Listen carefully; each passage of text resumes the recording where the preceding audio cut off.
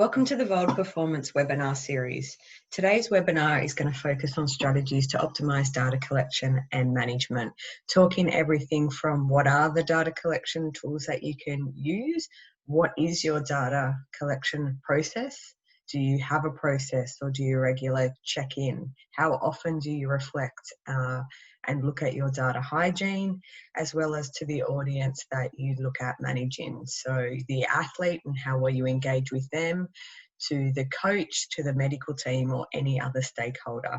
It is a way of reflection from my time both during professional sports as well as going over to the dark side, as some would say, working with the AMS space or the athlete management system space for over 5 years, of what I have heard and things that have come across and new learnings that I've gathered during those experiences of everything around data collection. So it's more a critical thinking piece to get you spark some conversation and to spark some new thought processes on some ways in which I can change things, or I could look to improve my processes, or I could potentially cut out some of the things that I'm doing to better manage my time, or just to reduce my 24-hour-a-day work schedule that you may feel you have at the moment.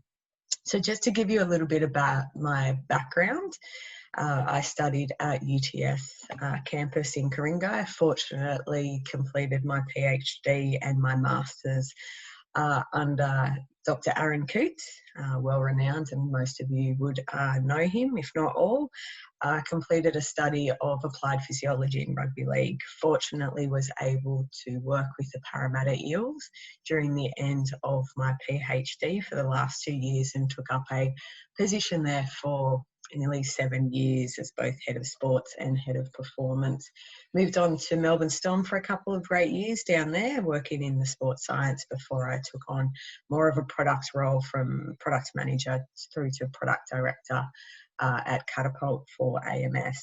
And now fortunately able to be at VOLD Performance in the role of head of client experience. And I've gathered a wealth of information and have a lot of stories to share with you during this time of around the data collection and management. So let's take a look and see, what are we actually trying to do? What are we actually trying to achieve? So we're going to start at the process of what do we know what makes success. So we're going to look at and analyse, what are the winning performance metrics? What do we need to set our benchmarks at? And that's really going to detect combine our performance profiles. So what is our assessment measures of our physical and technical profile look like? Do we know them, or do we still need to do further analysis to find them? And then what makes our individual analysis up? So our capacities that support both our performance profile and our competition analysis. From there, we're going to complete assessments. These assessments may be functional risk assessments, looking at reducing injuries and illnesses, or better biomechanics, to SWOT analysis of our opposition and looking at more of that technical and tactical ability. And these all lead to what we look at daily in our session plans, how we then respond to those, the acute response immediately after that stimulus of the session, be it in the gym or on the field, and then what we look to do and choose to do over our longer term. So that weekly, monthly training blocks and periodization plan that we have. And the last one there looks at our individual assessment, so our medical surveillance. Medical surveillance of our clinical assessments and what we need to do there.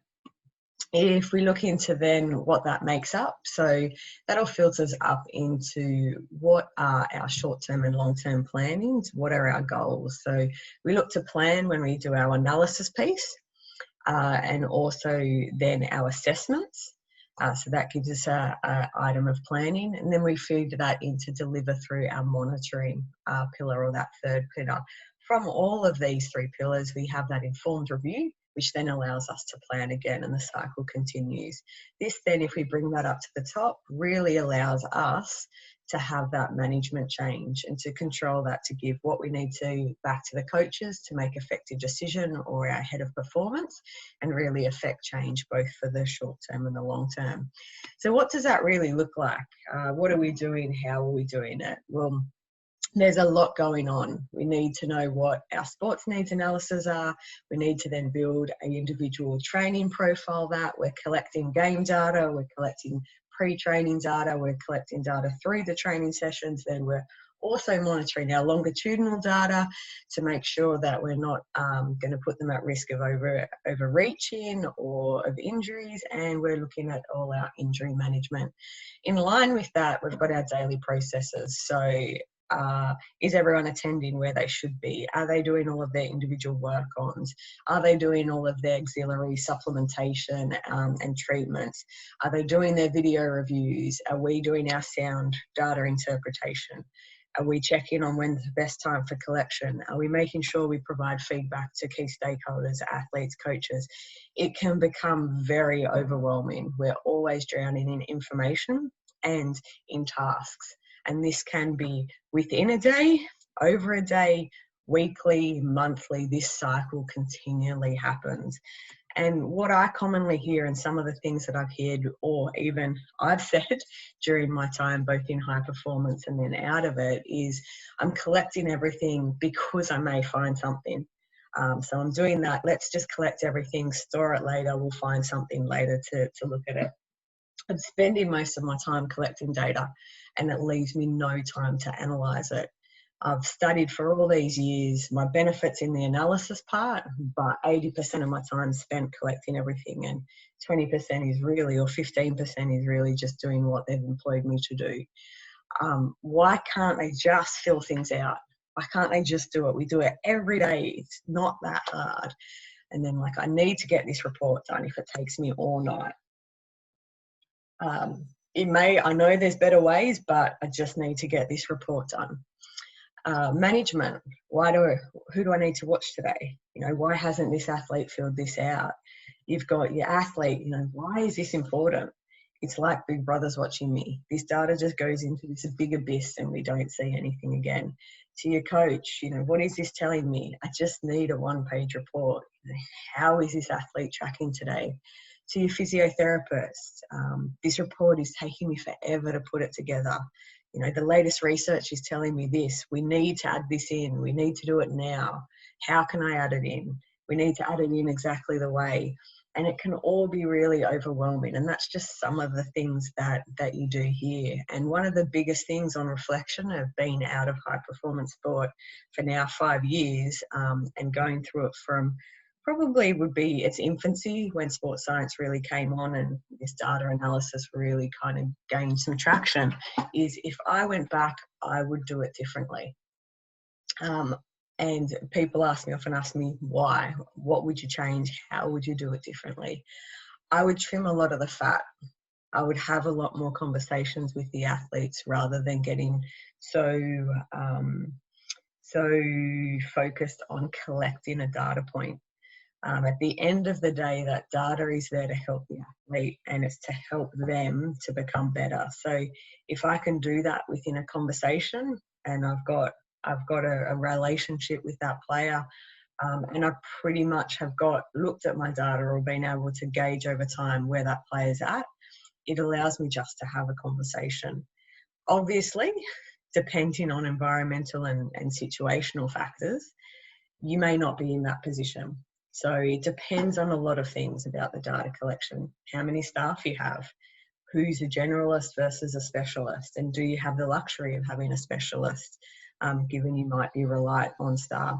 How many number of athletes? It's all well and good for me to say that we can have a conversation with someone and to do that, but if you're in a college system or a NCAA environment and you've got over 100 athletes that you need to manage, that isn't going to work.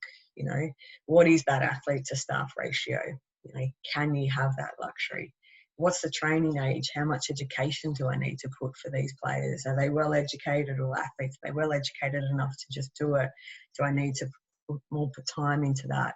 what are my data collection tools do I have? Is that helping me automate my process? Is that giving me time back? Have I got too many? Have I not got enough? Those type of questions. How much access do I have to research and the recommendations and the people that are able to help me to say, yes, let's do this. No, we shouldn't do that. That finding that right balance between that theory and science and putting it into a practical environment, and that education and experimentation. And often, and I know I was in my very early years, we tend to avoid experimentations. We're scientists at heart. I'm a scientist at heart, but we tend to urge away from that. So if we look a little bit further into that kind of well versus light resourced environment, so I define a light resourced as they've got blurred roles. They often wear many hats. They often may be a high performance person who's also collecting the wellness, who's also collecting all the body weights, who's also building the S&C plans, who's also doing the GPS. And that's a big role. They tend to be more of a generalist. So one point I would like to make here is that if you are in this environment and you feel that there's that light resource, just focus on the key data points that you have identified that is going to give you the ability to make a decision, or that you are going to use to make a decision. Really trim the fat. Just focus on these ones, getting those right and helping that kind of immediate priority of those decision-making processes. If you've got more of the luxury of being able to be well resourced, have the distinct roles, you have more time to explore. And this allows for more specialists and to really reduce that staff to athlete ratio. Here, you've got the luxury of being able to focus on, again, that key data points, which I just mentioned about the light resource, but then always looking for what's next. What can we start to investigate now, or start to dip our toes in and start to look at that may give us something and help us to explore and really move in the next phase. So you really have that balance. Now, with everything that's going on in the world right now, we've really seen a shift from well-resourced to light resource, and possibly that new environment where a lot of specialists are really needed to be stretched and really needed to learn new things to become generalists. And it's one thing that I'm interested in seeing, what's the longer term effect of this? How long is this going to go over, and what are the new skill sets that we are going to learn, and are we going to end up with a lot of generalists as a result of the pandemic or the times that we're in? So it's one to really look at, but again, it's an environment that's really changing shape. Now, one of the big things that we get is this, like, how can I tame my athlete, or taming the enemy, so to speak? And, it's a really kind of love-hate relationships at time, and they're seen as the nemesis of not doing what we like them to do. But I guess some of the things that I would say, and as you look through this, is really understand, like, for yourself, as the key person doing the data collection, is why are you doing this? Why are we collecting this? Is it for our benefit, or is it for the benefit of the athletes ultimately?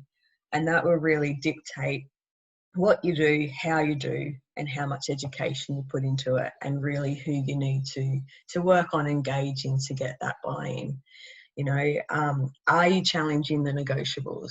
If there are things that you can change and you have the power to change, are you really looking at them to see what is it that I really want to do? What's really giving me some good information, and potentially what's not?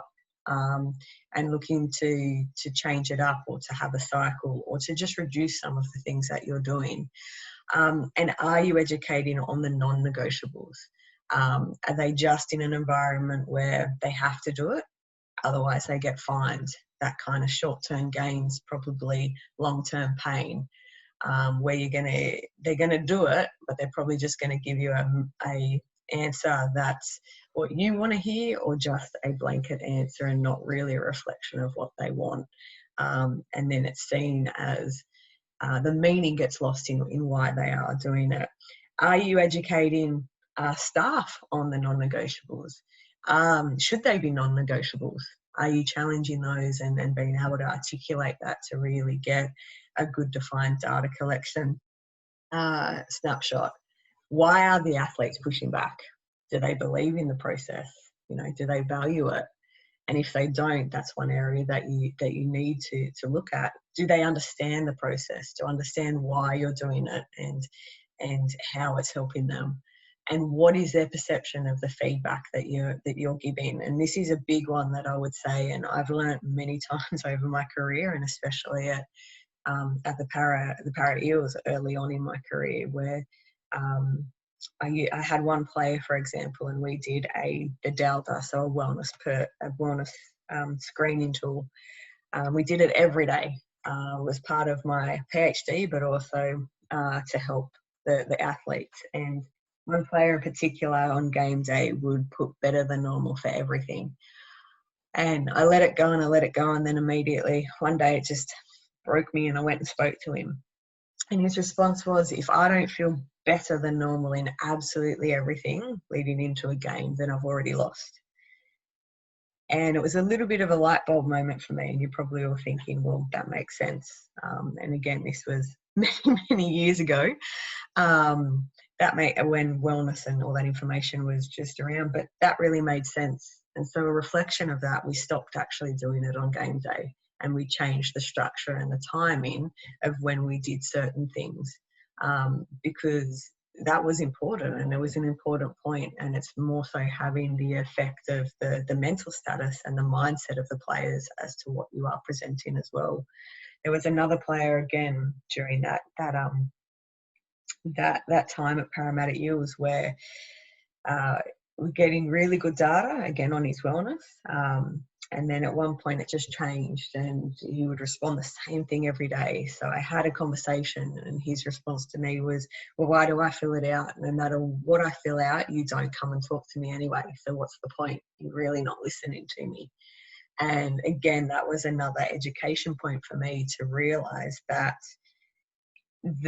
my perception of how much feedback I need to give to the players or the athletes, and how I guess individualized that wasn't the same as some of the athletes, and some of them needed more feedback, some of them needed less, and depending on timing. So it really changed my way of really knowing what was the right amount of feedback and the right amount of feedback per person. And that really changed the process from then on. And even just having a conversation to him as to why I wasn't coming in and speaking to him, or because for where we're at, he's not flagging or he's not at that status as well. So there were some really good learnings. Another one which consists of the other two items here, like, are your athletes and staff aligned? Like, do you share the same goals? Should you always share the same goals?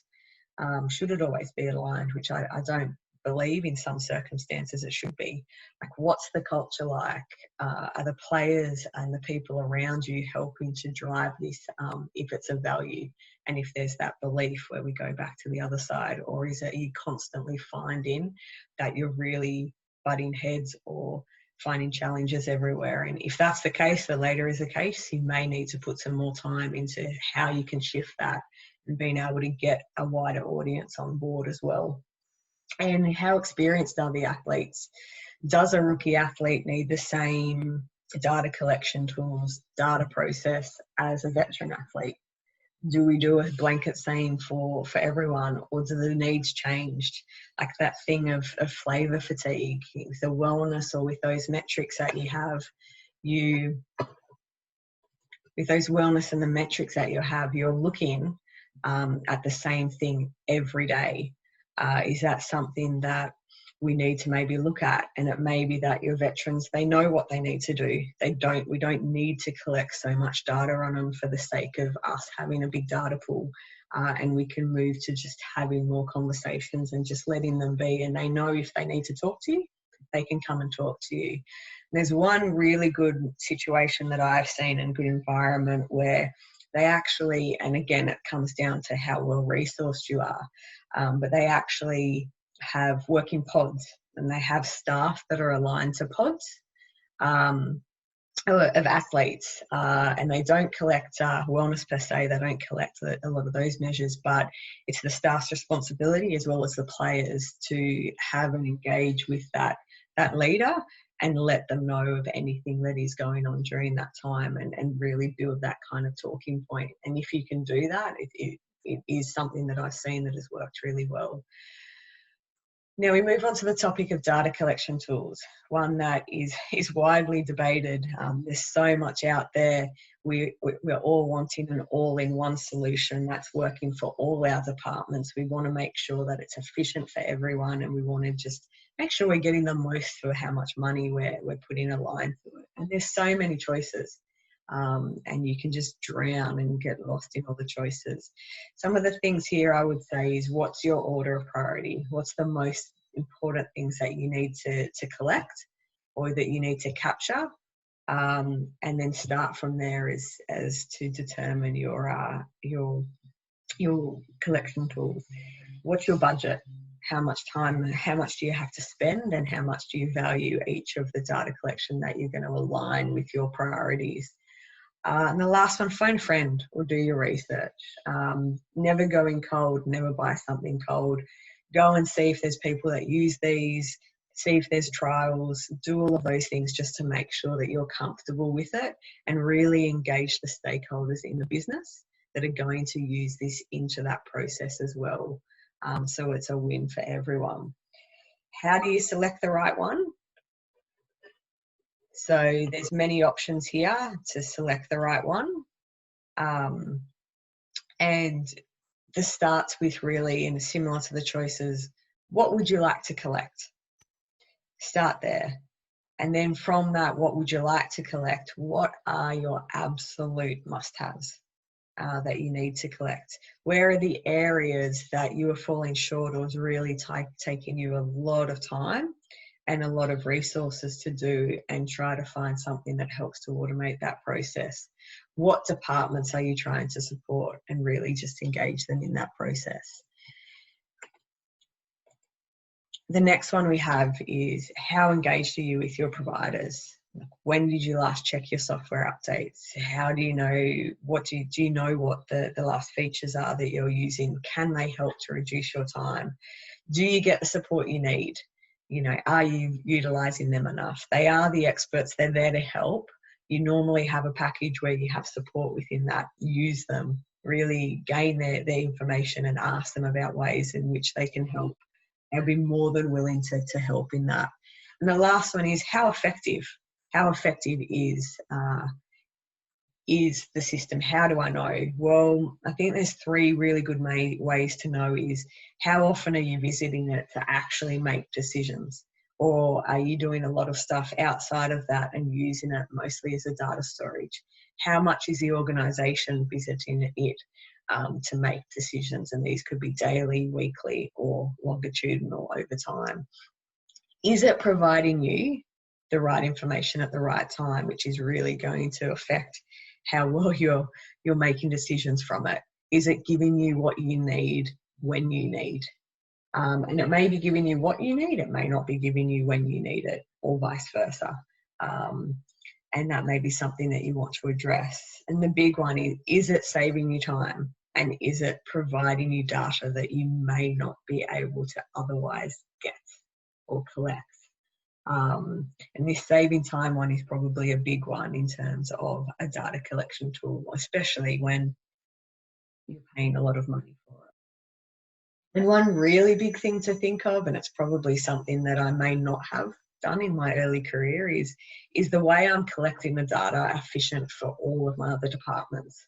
Or am I just creating more hurdles for everyone? Am I creating more work for other people of the way that I've got it and set it up? And think about that we as an organisation rather than that I as a person theme, and how can I be effective for everyone, which is really going to help me back in return. Now, if we just touch on some of the research and some of the experimentations, big one you hear is, I do not have enough time to experiment.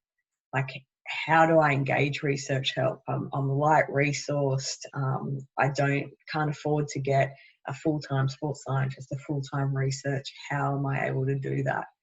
Who do I listen to? There's so much information out there. Who do I listen to, and how many things should I include, and when should I implement them? And they're all great questions. And for those that have the light resource, or even those that are looking at getting more help, visit your local universities, set up internships, set up PhD research, set up just a link with someone in the research field and have a look at those options, and be able to get that. The biggest thing is fit the research and fit the items within your structure of your organisation. Don't just try to collect it because this is the way that someone has said I should do it. There's one thing for the science and the theory. There's another thing of adapting that and practically fitting that within your organisation. And some of the big tracks, if I go back to that wellness questionnaire back in my early times within Parramatta Eels, that was what we should do scientifically. It's a data, we need to collect it every day, but that wasn't giving us the biggest value for what we could, and it wasn't giving us that kind of information at the times that we needed. And it was becoming that flavour fatigue for the athletes. So we adjusted it. So don't be afraid to adjust it. Obviously make sure it's valid, it's repeatable, but be brave enough to make it fit within your organisations. And that's one of the things that I've really seen and been fortunate to see, stepping out of working for a club and stepping into the role of being and working within a product and being able to go and see many different clients and organisations across different countries, some really well resourced, some really light resourced, some with a lot of equipment and collection tools, some with just manpower, and the ways that they've been creative and adaptive to really be able to get good data or good data points or information to make decisions. And they're brave enough to do that, and really comes back down to experiment with what they do. So how do we navigate the data wave? How do we get through this process? Well, the biggest thing in solving the data problem, I think, is the why. Why are we doing this? And if your why is not at the very top and the center of everything you're doing, you need to go revisit your process and your strategies. The biggest thing is to improve the athlete health and performance. And this is why it's so important to engage and have a good relationship with the athletes. Who? Know your who. Who is this information going to? Is it going to coaches, to performance managers, to athletes? And that will direct how you are going to present this information in a meaningful way. And it's not going to be the same for each of them, unfortunately. Some may just be a conversation, some may be recommendations, some may be showing some of the data. It's really one of the tools, and how you can be most effective is understanding this how and the who, and knowing your why. And then when does it need to be delivered? How immediate? And we do all tend to get into this trap of, I need to present something back to my coach within 15 minutes of off the pitch. And we forget the how we're presenting it and the who we're presenting it to, and we're giving them a report full of numbers, and it's like, the coach will come and go, that's great, but what's that telling me? Give me your recommendations. What should we look to do? And all of this, the why, the who, the how, the when, will really inform the what you're collecting and what your process for collection is. Now, if we look at that a bit more closely and look into the process of collection, we've got this good data cycle, qualitative cycle, and you may be up to stage measure and established rules, stage 4 and 5 now, given your length of time within a professional setting or your data process management. And you may have been just out of uni or just starting off your career, you're really at that discovery stage. So this can work through day-to-day, cycle can work through over your career. It's really something that you should keep coming back to. But it's basically discovering what you're going to do. Now, on the discovering what you're going to do, you're building a profile. And that's a data profile of what you think is important. You're then going to measure that. And from that measure that, you're going to establish your rules, your thresholds, what you need to do to get your markers of being able to flag and make decisions. From there, you're going to constantly monitor that. and report back. Now, the one thing that I don't think that we do often enough and pay enough attention to is this remediate, is to review this process, to keep questioning what we are doing, the why, the who, the how, the when, and keep reiterating. And it's something that I've probably learned more going into the product stream, where we have short work cycles of 2 to 3 weeks. We plan the cycle, we do the work, then we review. And it's something that coaches really do quite well, where they have know their game plan for the week, and it may change because it's different to each opposition or who you're playing. They see that plan out through, they give you a preview and then they give you a review. And they do that really well, that cycle, and they're constantly doing that remediate. And there's some, I'm not saying everyone does it poorly, but there's some that just with time that we don't have do it. So keep questioning the process. Like, what is your process? Do you have one? Do you know what that is? And often you'll have one, but you may not even articulate it or written it down, or really it may just have been a natural progression of where you are now from what you've done. Do you know how much time you spend in each certain step of your process? Do you know what your ratio is of the time for collection, for analysis, and for action? And that's something that's really key, that bottom one, because if it's really collection heavy, you probably need to flip it and find a way where it can be less collection heavy, because you'll be just drowning in information. Are you doing the same routine and getting nowhere? And I will say a lot of the time I felt like this, and it wasn't until I brought my head up and got some time to breathe, being out of that pressure and that kind of really pressurized environment, that I realized this. But it's, how much time is this costing you? Do you know?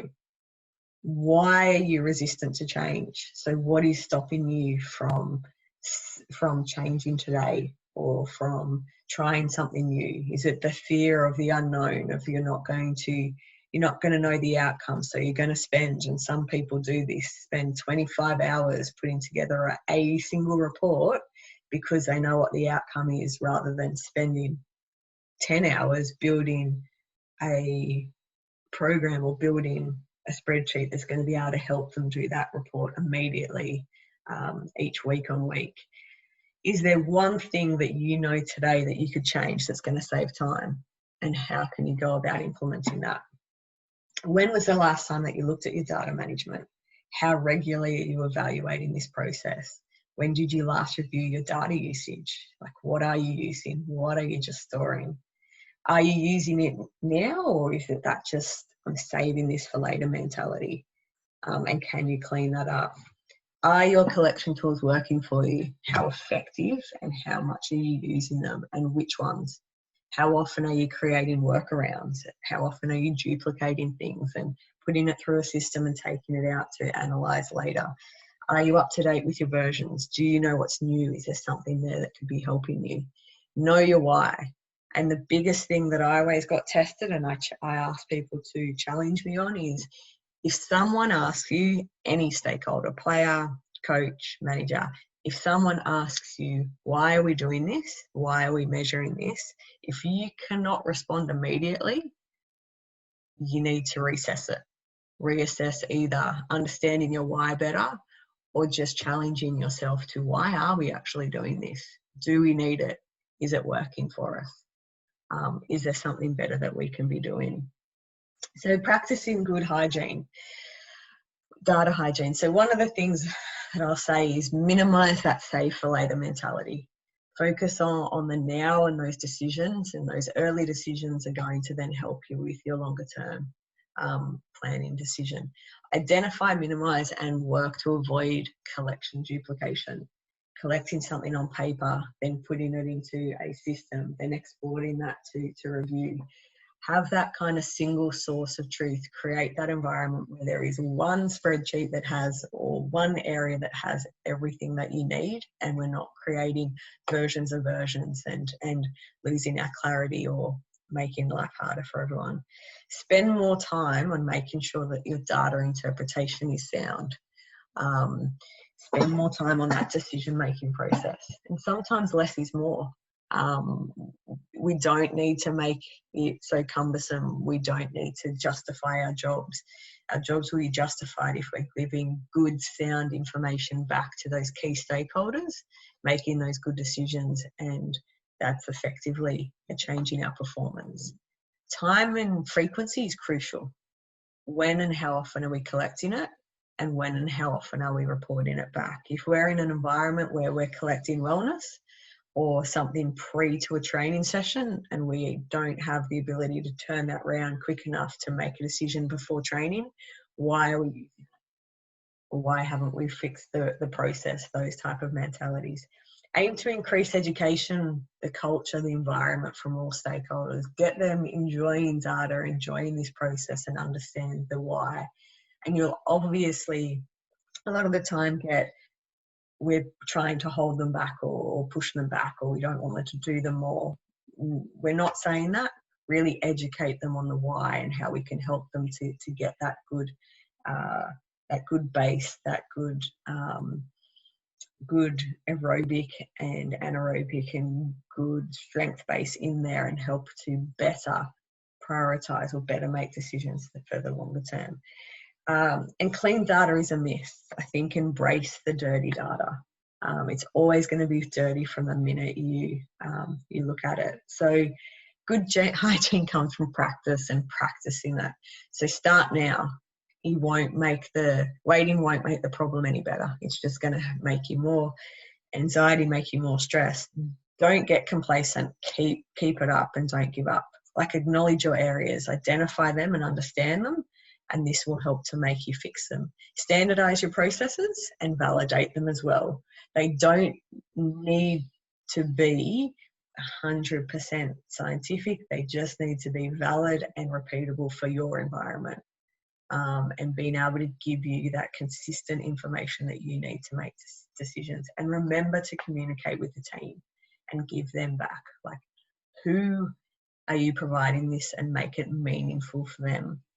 Now, this is one that I'm just going to let you read, but it's a good snippet I got from the business world, which we often like to refer to and make sure that we're in line with this. And if anyone handles big data and a lot of data, it is kind of those business worlds here.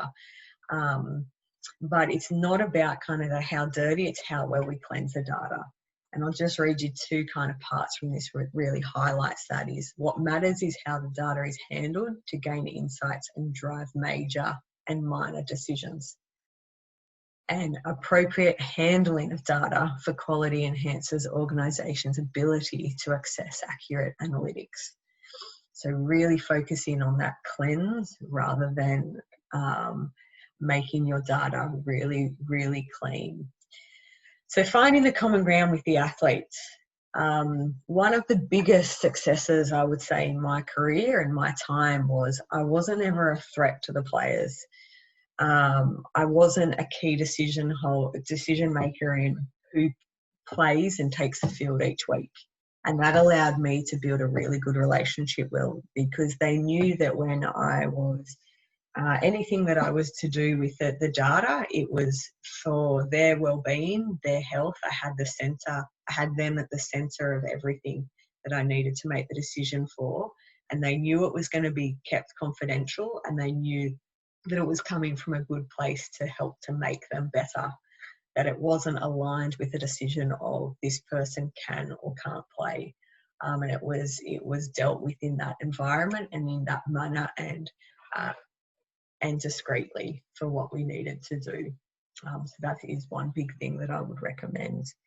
The minute they think it's aligned with that, they'll give you whatever they need to for them to play. Focus on building good relationships, and listen to them. They, at the end of the day, are the customer that you're providing a service to. And they're going to help you, whether you like it or not. They're going to help you gauge the program's effectiveness. They're going to be your worst critic, but you're going to learn a lot from them. And I'd say over my time, I learned a lot. They're brutal at times, but I learned a lot from just listening to them. It's very easy to dismiss, and sometimes you may need to, but it's very easy to dismiss it, to go, oh yeah, they just don't know what they're talking about. But if it's something that constantly keeps coming up and you don't feel that you're getting your point across, ask yourself why. Like, why do you need to educate them more? Is this something that we're not providing enough feedback on? Are we getting what we need to out of it? And really challenge that in what you're doing. Like, can you change your communication style? And this here can be dealt with to any stakeholders. So not just the athletes, but to coaches or anyone. The same can be applied of what we just went through there. Now, don't be afraid to experiment. One of the things that I probably regret was I wasn't brave enough to experiment. And I don't mean that that involves the athletes or that involves turning everything upside down, but it's just done sensibly in a way of, you know, what can you afford to change? So do you actually even know or can evaluate how much time you're spending against things? So logging and evaluating your routine. Identify the areas that you've room for improvement. But the one thing I think where everyone falls down is they try to do it all at once. And they try to put everything at once and try to change it. Just pick one thing. Trial it for a week. And it may not have to do with anyone else, but just what you have in your process. Establish why and how it's going to be successful. Assess its value. Did it work? Did it not? If it did, can you keep it? If not, throw it away and then repeat. This may be with the next one that you've identified. And slowly, over time, you're going to be cleansing your data, you're going to be cleansing your process, and you're going to get a really good process that's really clear for you as well. And just keep chipping away at it. It will become less overwhelming. It will become this less resistance for you to change, and it will be more manageable. And this is one thing, we all like to think of ourselves as scientists, but how often in our jobs do we really experiment? The last thing I would say on this is, if you are going to experiment and it involves the athletes, really pick your timing, be selective, avoid chopping and changing a lot with them. It may be that you need to change things up because of that flavour fatigue, because you're getting that. So just be really careful with anything that involves the athlete as to timing, and really what they get back is going to be crucial. And again, one of the things which I'm sure you're all aware of, and I'm sure you've all seen over time, is really this fast practitioner versus a slow researcher. A good study and a good article that Aaron Coots put out, and it really kind of shows you that for us, we really need to have a mixture of both. Probably in times where we're more light resourced, we're going to be that fast practitioner. We're going to look at that immediate decision, what has direct application. What can I provide to those athletes, and what can I inform the medical team right now? I'm probably going to do a lot more case studies, where if I have more of a well resource, that more kind of specialist, I'm going to probably be able to have a lot more kind of exploratory controlled studies or things moving in the background, be able to kind of spend more time looking at that cost benefit analysis, establishing kind of that really good sound evidence base. But at any time, we need to have a good mixture of this kind of fast and slow practitioner. And that's really, I think, what sums up kind of that generalist, someone who's able to adapt this. And there's a lot going on, and it's really kind of just picking those times and what you can achieve. I think the last thing really before we kind of sum it up and reflect a little bit is, these for me are the biggest things of what I think success depends on for really good data collection and management, and really good process. And it really starts at the top with the coach's belief and value, or the executive team's belief and value in what you do. If they don't believe it or value it, it's not going to work throughout the organisation. So you really need to engage buy-in. And that comes from building really good culture and relationships and starting there. And that leads to getting the engagement from the athletes, from your stakeholders. And that can be through the feedback that you provide them and the education that you provide them as well, from the feedback either you get or you're giving. And you can use all of that to how well you're using your data to inform the decisions. And it's like a cycle, and they all affect each other. I think you really need to have a good balance of all of these to be successful. So if there's one area that's weak, I would say start there to look at becoming more successful and feeling a little bit more successful. And the last thing I just wanted to leave you on is, and really this has come from all of the product space when we're looking at customer related projects or getting customer feedback or trying to really understand the problems that we're trying to solve, and what's really important to people is if you had $100 to spend, where and what would you spend it on? Put your money where your mouth is. How much would you break that $100 up? Would you break it into $2 increments? Would you spend $50 on one thing and 25 and 25 on another? What would they be and why?